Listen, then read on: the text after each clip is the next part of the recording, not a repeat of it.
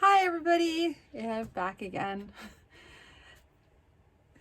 Yeah, so tonight I'm going to be reading the very last chapter. It's really short, so I'm probably just going to tack it on to the end. And I think, if memory serves, it leaves kind of off a little bit. So I'm warning to you, it may not leave off on a good ending. I may have to tell how I think the story's going to go. And I think there was some other pieces to the story. I'm gonna just, yeah. I'm gonna see if I can find them so I can actually read those as well, because I think that would be handy. There were some ideas behind the story, in some notes as well, because I feel like there should be more to the story, or that there might be sequels or prequels, something that builds on this anyway. But without further ado,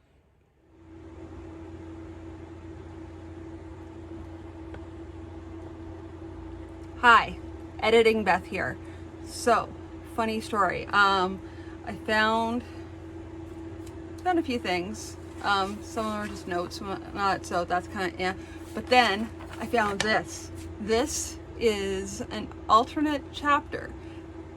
Now, normally I'd say I'll just tack it on to the end. However, wait until you listen to it and you'll understand why I'm putting it here. I'm jumping it in the middle of stuff because it's a good idea of showing where the story could have gone and where I personally kind of think it should have gone and where it will go, because I'm in charge here. Anyway, so give me one moment here. This is chapter 15, as it could have been. The balloon settled down next to the battered plinth. Allison stepped out of the basket and looked around. It was a ghost city, a warning of what single-minded fear can bring about. She looked at the weathered floral frescoes on the front of the building across from the plinth. From the description, that was it. 10 years was a long time, but they could still hope that some of the records were there. She walked to the door, and Royan was beside her. He'd said that any wizard worth working for put protective spells on his or her records, and usually put some sort of anti-vermin spells as well. She walked to the door, and Royan was beside her. The records were important, though perhaps not vital. They could give hints as to where the Saljashanite wizards had started, the processes they'd gone through, any of which might help in fighting the new plagues that kept roaring out of Saljashan every year. Every year they went through the process of isolating the disease using a kill this spell wherever it showed itself. Kill this did not grant immunity, though. In some cases it did, but no one could work out just how or why. It would have been nice to be developing vaccines, but Allison's knowledge didn't extend that far, enough to guess where to start. She and Royan had discussed the necessity of clearing the plague out of Saljashan, if only to cut back on the yearly plagues. He agreed, but there were a lot of vengeful old men back at Nalagang Bay who would get all fired up about doing anything for Saljashan, even if the end result were to do something good for Rossthan. The door to the building was gone, possibly a bad sign. Royan went in and up the stairs. Another problem they had in the use of resources was that the new king in Rossthan was making noises about the people of Nalagang Bay owing him allegiance and tribute, and how it didn't look right for them to be so independent of the crown. This could mean another war, though Royan doubted that. The plague wizards' reputation hadn't completely gone away. They were the people who developed means of fighting the yearly plagues that came out of Saljashan, and to some minds, they might be able to cause plagues if wished. There were only a few hotheads back at Nalagang Bay who actually considered turning the plague loose on Rossthan. Everyone knew entirely too well that what the original plagues had done to Ross then, despite the best efforts of the Pangua household. Royan pushed the rubble out of the way, continuing to move upstairs. Ah, here was the door. Unlocked too. A good sign or bad? Theoretically, one could spell one's records against malicious damage, but the necessary power made it not worthwhile. The walls were lined with cabinets, none of which seemed to have been opened. Royan opened one of the cabinets at random and pulled out a scroll. Taking it out of its case, he opened it carefully. It was written in tiny Saljashan-style letters, too small to make out in the available light. He rolled up the scroll and put it away, then turned to Allison. All right, I think we found what we came for. Let's call the others and start loading up.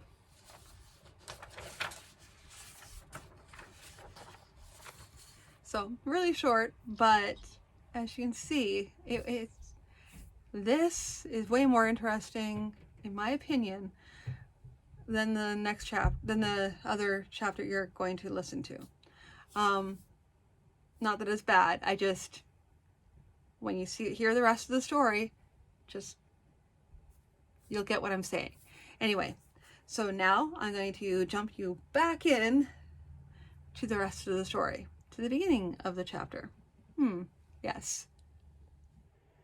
The last and final chapter of Plague Wizards, chapter 15. The balloon swayed gently at its moorings, the bag not yet fully inflated.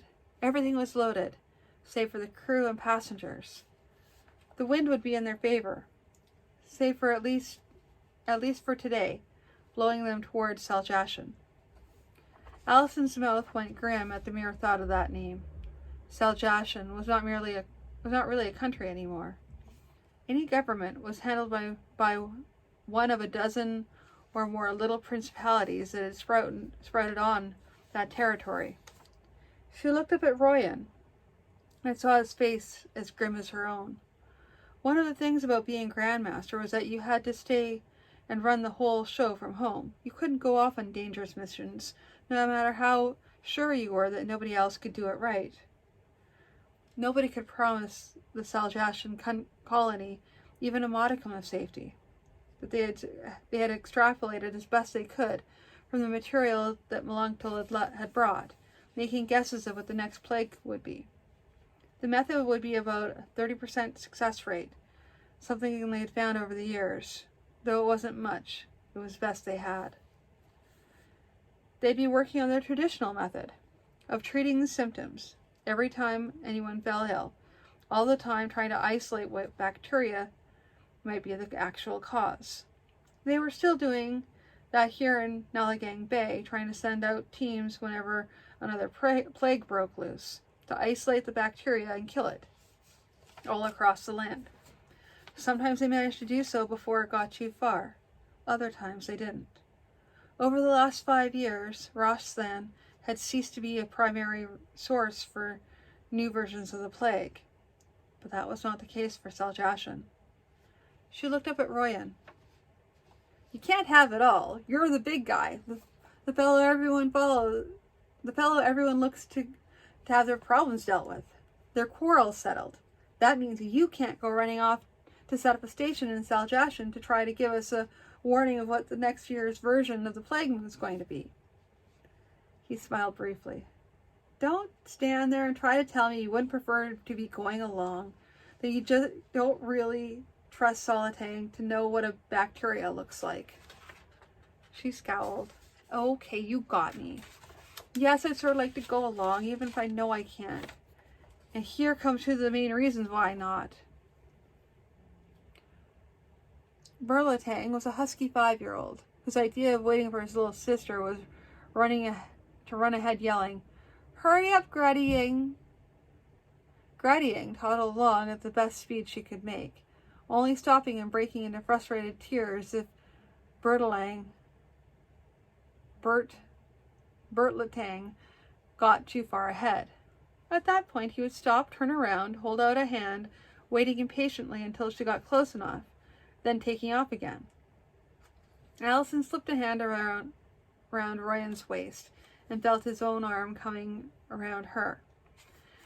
He had waited patiently for her to be able to allow him to touch her, even when she snapped at him for being so damned understanding. Interestingly enough, it was the Calangus who had produced a monograph on how well the germ theory of disease fit the facts, and had pressed them with a copy of it as a wedding gift.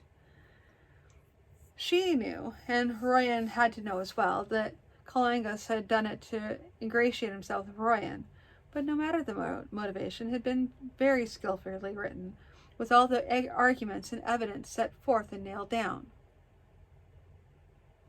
It was used as a text on the subject by many teachers, and only a few hidebound holdouts had refused to see which way the wind was blowing, considering the Grand Master's wholehearted acceptance of the new theory.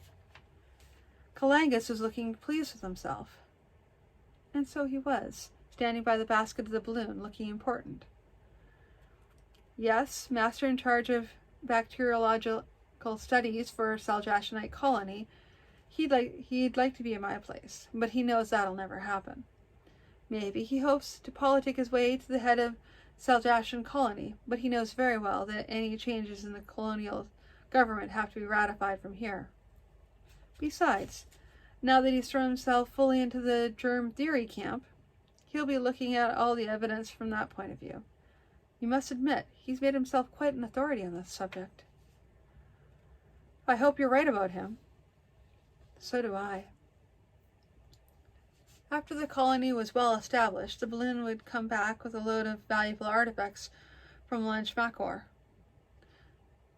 Allison wasn't certain just how she felt about that, recalling ancient and classical sites looted for the greater glory of colonial nations. The elegant marbles, decorations removed from the Parthenon and renamed for Lord Elgin came to mind. On the other hand, she knew that something had to pay for the Saljashan colony. There was no guarantee that there would be any sufficiently valuable goods in the form of metal, spices, or foods to make that kind of trade viable. Solitang stood in the doorway of the balloon basket and approached them. He is now a somewhat serious young wizard, well on his way to becoming one of the best of the post-Tangrel crop. He grinned, and the serious young wizard was replaced by the laughing young man. Any more words you need help with before I go? She grinned back at him. Not right now, thanks. He turned to Royan, serious once more. We'll be on our way then, Grandmaster. Sanet go with you. Don't take any foolish chances. No, Grandmaster. Farewell then, until we see you again. Solitang turned and walked toward the balloon. Farewell. Furchan Swifthunter cleared his throat behind them. I think this journey warrants a song about danger undertaken by few, for many. It would among my people. His command of the language, Allison noticed, had improved greatly since he had first met them coming to Nalagang Bay. A lot of tribespeople, even some who were not completely on friendly terms with his tribe, had come to the colony to lend their abilities, to farm of the free land, and to make themselves useful. A fair number of tribal wizards were in training here, too, and she knew that there were hopes to recruit some of them to the household. It deserves something, she said. Solitang reached into the balloon, entered the basket, and disappeared. A moment later, the balloon began to fill, tugging at the mooring lines. Crews cast the mooring lines away, and the balloon began to rise. Rapidly as it rose, it turned and headed towards Saljashan. There they go, Allison said, just to be saying something. Yes, there they go. Sanet, keep them safe. He tightened his arm around her. Sanet, keep us all safe.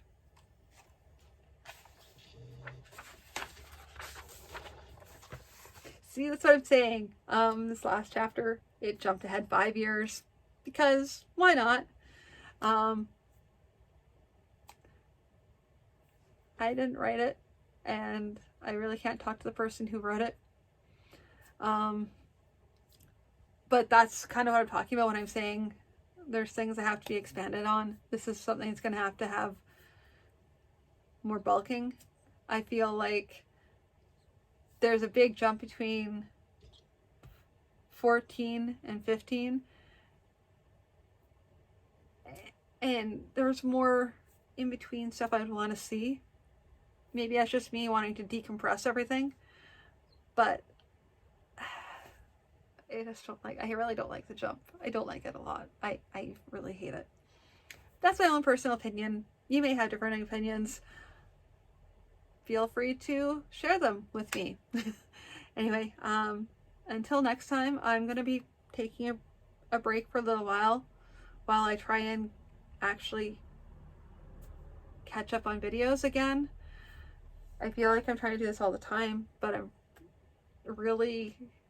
I've been having a horrible time with the with my audio video quality, with everything not working properly, so I may have to record everything again. If that's the case, then I'm going to be taking time off while I try and figure that out. I'm going to figure this stuff out, because I'm either going to be re-recording everything or I'll be editing everything. Either way, it's a win-win situation. You'll get it. But until next time, have a good night, and thank you for tuning in.